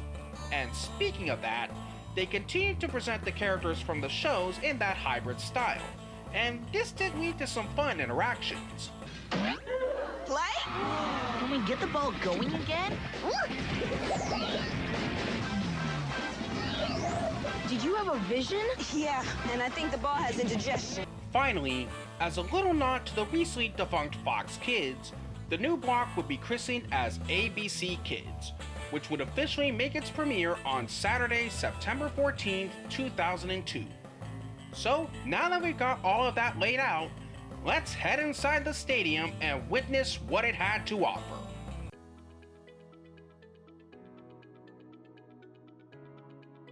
As already mentioned, the block's inaugural lineup was a mix of both reruns of several Disney Channel shows and some original ones.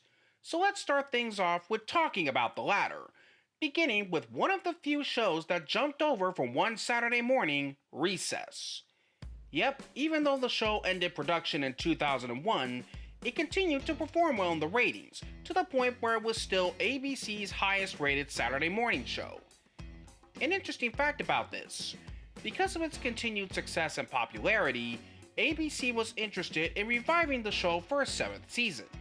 However, Disney wasn't interested in doing that, as they felt there were already enough episodes to play in reruns, so those plans were ultimately scrapped.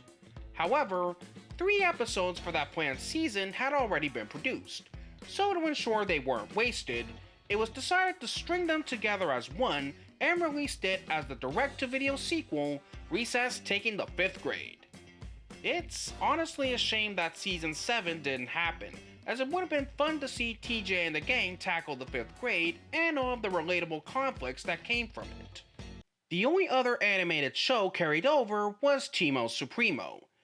Now, the most fascinating aspect about Season 2 was the way it was initially broadcast. See, when the season first began airing, new episodes premiered on both ABC and Toon Disney. But it wasn't as simple as it sounds. 11 of the episodes first aired on Toon Disney, while the other 9 premiered on ABC. Just to give a couple of examples, the episodes You Better Start Calling Me Chief and When Elements Unite first aired on Toon Disney, while the 2-part Play It Again Songstress and Going It Alone and Out to Dry premiered on ABC Kids. From there though, the 3rd season would go on to fully air on Toon Disney and officially conclude the series' run. The last show to jump over was Lizzie McGuire, which is no surprise as it was partly the reason why ABC Kids came to be. Oddly enough, even Stevens didn't make the cut, despite being the other show that kicked off the relaunch. The answer here was pretty simple. Lizzie McGuire was the more popular of the 2 shows, so it made sense for just that show to make it over. Oh, don't worry, we'll be coming back to even Stevens later down the line. Alright, now that we've covered the holdovers, let's move on to the new entries. By which I mean the 2 Disney Channel shows that made the cut this year, both of which are animated, The Proud Family and Kim Possible. Their additions were pretty significant as they were the first original animated series to be produced for Disney Channel, especially with Kim Possible. Sure, The Proud Family was technically the first one, but that show was produced by an outside company, Jambalaya Studios, while Kim Possible was fully produced in-house by Walt Disney Television Animation. Lastly, there are the original shows that were made for ABC Kids, starting with Fillmore. Created by Scott M. Gimple, it revolved around Cornelius Fillmore, a reformed juvenile delinquent, and his partner Ingrid Third, who both work on the ex-middle school safety patrol, and they go about solving various crimes and mysteries that happen within and outside the school. If you couldn't tell already, the series was basically a spoof of various hard-boiled police dramas, particularly the ones from the 1970s, but with a more kid-friendly spin. Fillmore would be historically significant as it was the very last series that Walt Disney Television Animation would produce for ABC, and in fact for both network and syndicated television. You may wonder, why? See, during that time, the studio had undergone a restructuring as part of an effort to both streamline and improve the use of its resources, and as a result, the entire unit was transferred over to Disney Channel worldwide, where from then on, every new Disney animated series would only premiere on the Disney Channel, which would actually prove to be a good move in the long run. And as already mentioned, Kim Possible was the first series to get it going. Then we've got Power Rangers Wild Force. Now, this season does have an interesting history. Wild Force was the first series produced after Disney's purchase of the Fox Family Worldwide company. But pre-production on it had started before the purchase took place, and the first half of it aired on the final year of Fox Kids. But then it moved over to ABC Kids, where they would premiere the second half of it. Well, that's certainly an interesting way to start their era of the show. Finally, we have NBA Inside Stuff. Essentially, it was a recap and analysis show, where the hosts would review the games from any past week, had top plays and special moments, and would sometimes include interviews with some of the top NBA players.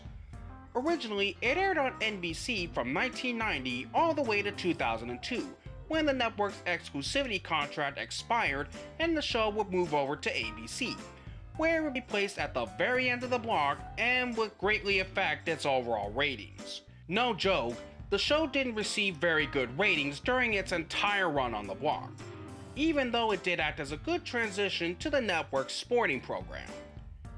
Interestingly, there were more shows that were going to air on the block, but never did. Apparently, they were going to premiere the latest season of Digimon, Digimon Frontier, as a part of the block on November 30th, but it ended up not happening, and instead the show would end up airing during the final season of Disney's animation weekdays, formerly Disney's 1-2. When ABC Kids welcomed viewers to the stadium, it ended up performing pretty well. Sure, it wasn't exactly a monster hit, but it did succeed in reinvigorating ABC's Saturday morning lineup and making it a viable competitor to the other network's Saturday morning blocks going forward. In early 2003, Power Rangers Wild Force would conclude on January 11th, and the next season, Power Rangers Ninja Storm, the first season to be fully produced under Disney, would premiere over a month later on February 15th. Then, beginning in the 2003 and 2004 season, Teamo Supremo and one showing of Recess would be cut from the block, and on September 20th, Lilo and Stitch the series and That's So Raven would officially make their premiere. Now, what's interesting about the former's debut is that it would be the only Disney Channel series to debut on the block first before it did on the Disney Channel, which it would 3 weeks later on October 12th. None of their other shows afterwards would get this treatment. In early 2004, there wouldn't be too much of a shakeup with the schedule, as Power Rangers Ninja Storm would end its run on St. Valentine's Day, and Power Rangers Dino Thunder would premiere the following week on February 21st. However, some of the most significant change-ups would come by the fall. On August 28th, near the start of the 2004 and 2005 season, Recess, the one and final series to be carried over from the one Saturday morning years, would air for the final time and officially leave the network after almost 7 successful years the following week. In its place would be a second episode of That's So Raven. However, this wouldn't last for too long, as on September 25th, Phil of the Future would make its block debut. The other big change-up happened just 17 days earlier, when ABC debuted the new weekend morning edition of their daytime talk show, Good Morning America. As a result, ABC Kids was cut down to a 4-hour block and will remain that way up through 2010. Lastly, both Kim Possible and Power Rangers would be preempted in several markets a few times due to ongoing sporting events. Given that those shows always aired near the tail end of the block, this isn't much of a surprise. Early 2005 would see even crazier shakeups in the lineup. Of course, Power Rangers Dino Thunder would conclude and Power Rangers SPD premiered the following week, but as a sudden last-minute change, Fillmore was replaced by Even Stevens. Yep, over 2 years later, and the show finally makes its debut on the block. Better late than never, I suppose. Also, with Fillmore's removal, the last of the original animated shows have gone, and the block would now be mainly Disney Channel shows. Next, Kim Possible would temporarily leave the block on January 8th and was replaced by the Jetix series Witch the following week on the 15th. However, its time would be short-lived as it only lasted over 1 month on the block, and then on March 26th, Kim Possible would reclaim its spot. The 2005 and 2006 season would start off with both Lizzie McGuire and Even Stevens being replaced by 2 newcomers, The Buzz on Maggie and The Sweet Life of Zack and Cody on September 17th. Also, they were originally going to premiere the Jetix series Super Robot Monkey Team Hyperforce Go on September 25th, but for one reason or another, it didn't happen. Today, ABC Kids is declaring our first annual Hot Snow Day. What are we waiting for? Let's get back to the ABC Kids Crush or Be Crushed Marathon, right here on ABC. Enter if you dare, for a rocking Saturday sure to scare. Let out the scream big and hearty, cause it's time again for the ABC Kids Haunted House Party. Join us! We'll be back with more festive fun as the ABC Kids Jolly Holiday Bash continues. Then later, on January 28, 2006, The Buzz on Maggie would leave and The Emperor's New School would premiere in its place. Then, almost 2 months later, Power Rangers SPD concluded and Power Rangers Mystic Force premiered on March 11th.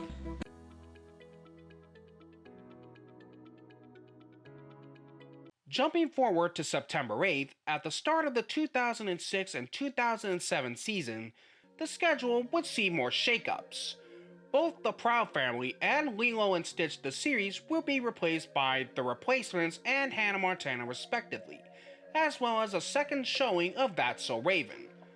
Also, Kim Possible would finally leave the block for good after September 9th and was replaced by a second episode of Power Rangers. There were big changeouts with the bumpers and interstitials too, as the original sports stadium would be supplanted by a concert stadium, which would remain for the rest of the block's run.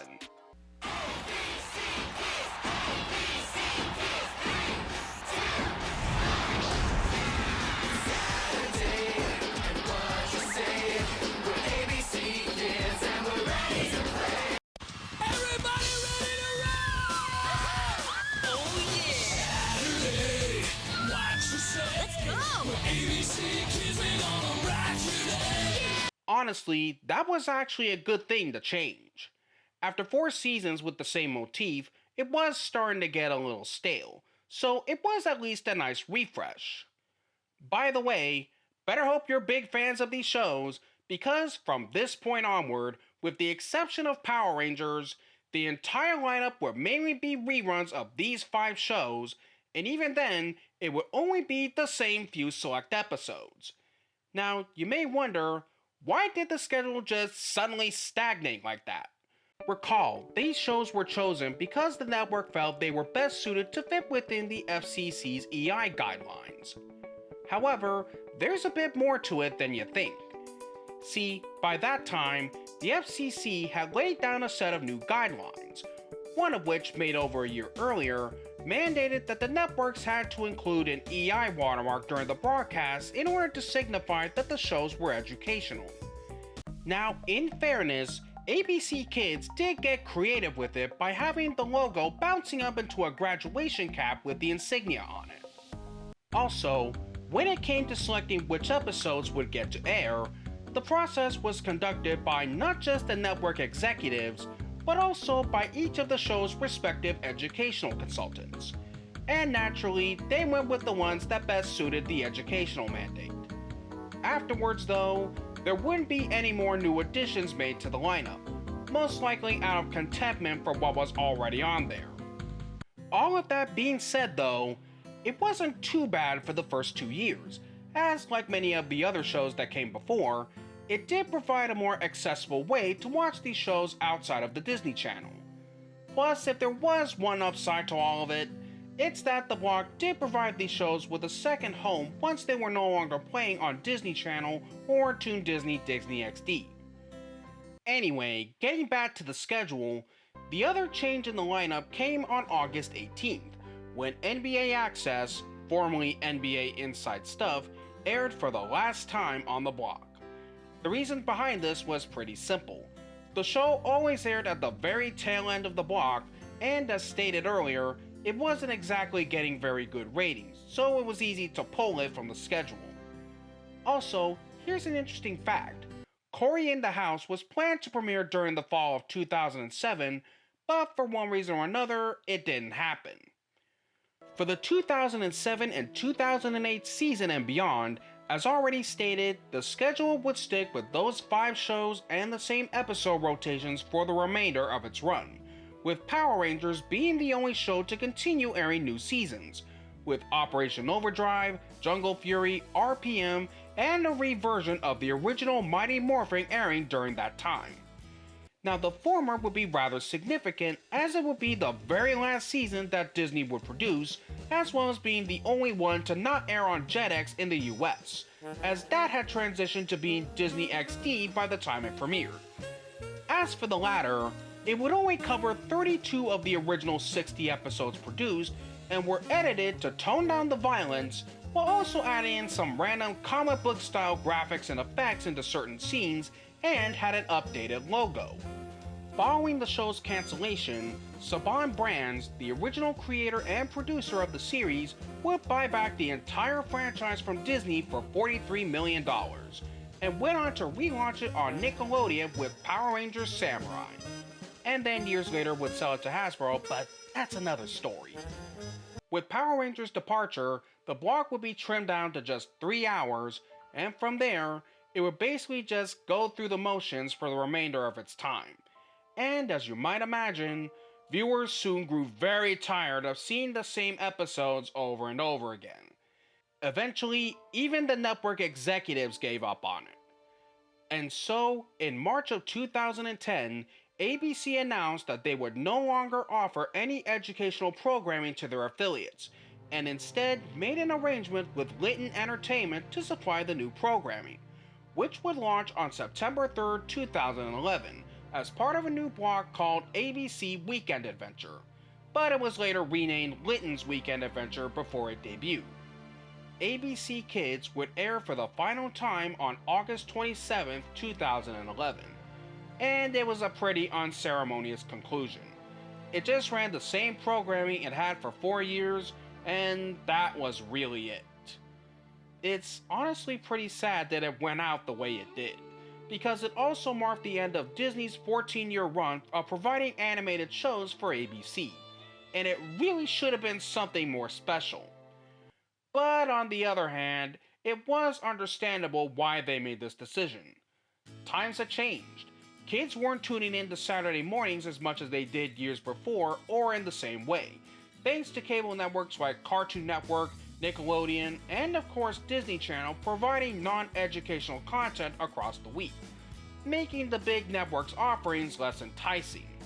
It wasn't that what they were airing was terrible, it just wasn't a huge priority anymore. But even despite this, the block did enjoy a good long run, and was successful in accomplishing what it was meant to do, refreshing ABC's Saturday morning lineup at a point when it really needed it, and it opened the door for new viewers to many of Disney Channel's original shows.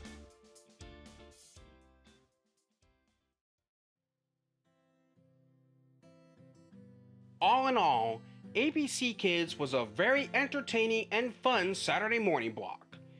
Yes, it grew stale during its final years, but overall, it brought a lot of fun energy that was sorely needed, and it was especially a godsend for those that didn't have cable, as it helped introduce newer viewers to many of Disney Channel's older and newer programming. Yeah, call it synergistic if you may, but it was the fun kind of synergy that was beneficial for both the viewers and the studio and network. I hope that you guys enjoyed the video and that it gave you some great insight into the history of this block. And if you want to be alerted to catch some more, then be sure to subscribe to my channel. Also, please leave a like on this video and comment your thoughts down below. Until then, this is Media Nutso saying, thank you very much, and I'll see you on the next one.